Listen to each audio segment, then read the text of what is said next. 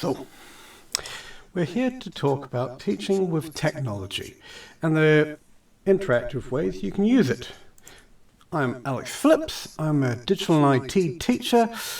As I said, we're here to talk about technology and the use of education. So, there have been many advances in digital technology that can be utilized for teaching. One is Google Classroom and the creation of different classes. I use that a lot.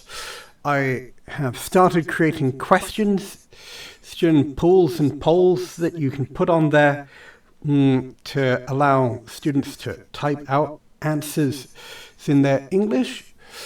And I provide a lot of numerical problems via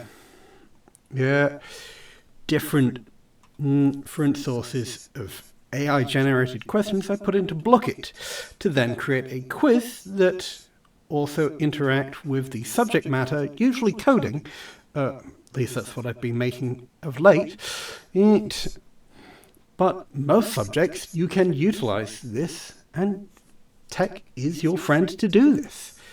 As we can see, you could use VR headsets and smartboards and all advancing technologies.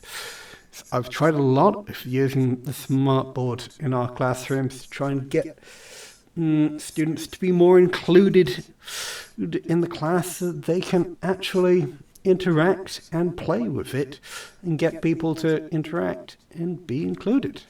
Other thing that I previously did was use a lot of a group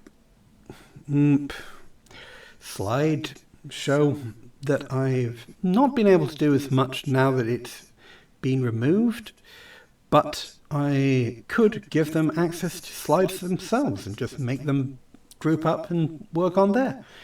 I'm trying to find out a different viable software to do it on that I feel comfortable with my classes.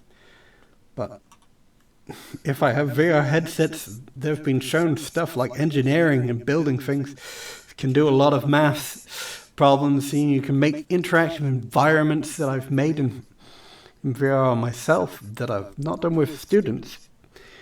But I do know that the possibilities of using this emerging tech is great and grand, and it can be helpful to help gamify and include.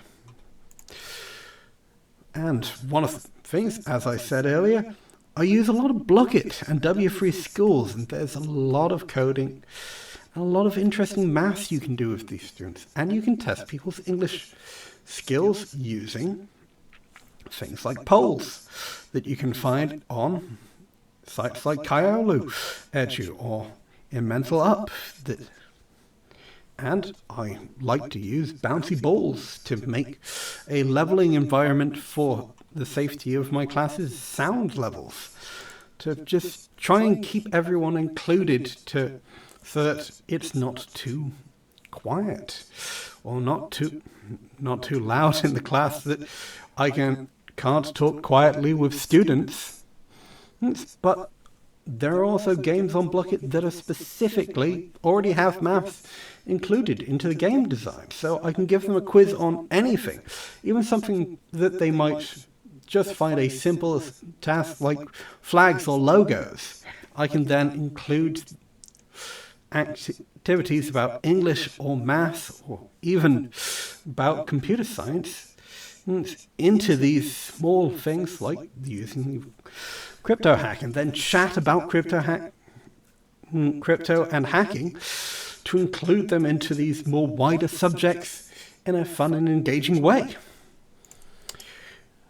Emerging technologies, there's a lot of new things. AI, as I said earlier, you could use ChatGPT or something to help create fast resulting quizzes that utilize something like maths if you aren't fully sure what to do.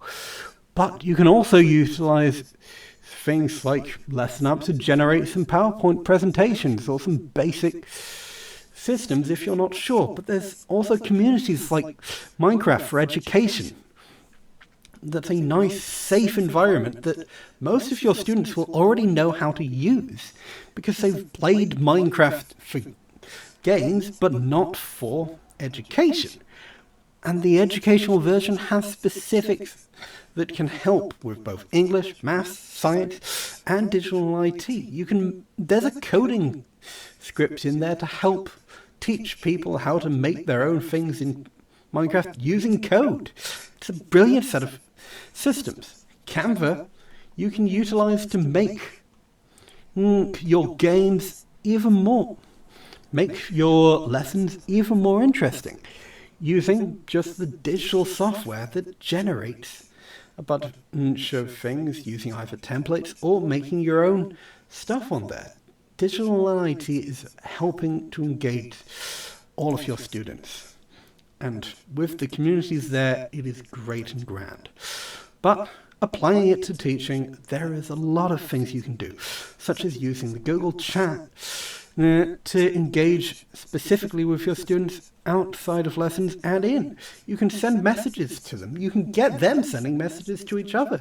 So you can include people in groups, in communities, making them up in your own school. You can make Google Meets to have chats online. You can utilize shared file folders in areas so that people can work in a community together. But you can also do this all in a safe way. You can make sure that how they engage with technology is safe and fun and positive while you teach them things about the laws and specific rules that they should be following to keep themselves safe and sound while utilizing it, such as making sure that they aren't getting away with copyright laws and design patents and acts, but also stuff like not downloading viruses and not breaking data protection acts by revealing other people's personal information online. And of course, just basic. And these laws are always improving and more engaging as time progresses, as we're getting more and more time throughout these things. I myself teach these in researching a topic class last year. I utilized this with a trending class. They would research trends and research what laws that they would have to engage with things. This also engaged them in maths and English, as they had to use precise words that I had done, work out why that is topically interesting, but why that had created different graphs, and then read those graphs, which is mathematical quizzes and puzzle solving, to create similar things.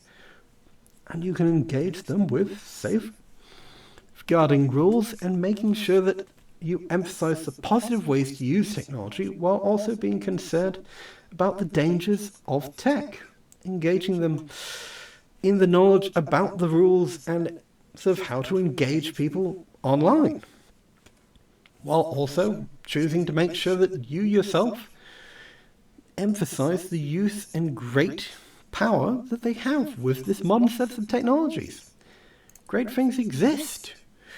We are in a great time of inclusivity, and you can include people in a bunch of ways. So no matter if it's about race, culture, or just ability, you can include people via different bits of technology.